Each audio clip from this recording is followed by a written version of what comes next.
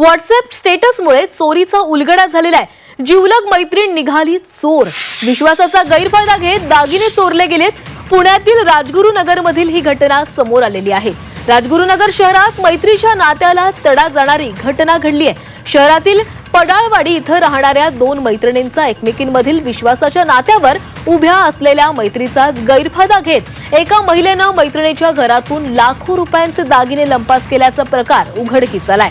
पूनम आदक या महिलेच्या घरात सतत ये-जा करणारी शीतल वायदंडे ही मैत्रीणच या चोरीमागे असल्याचं तपासामध्ये निष्पन्न झालंय।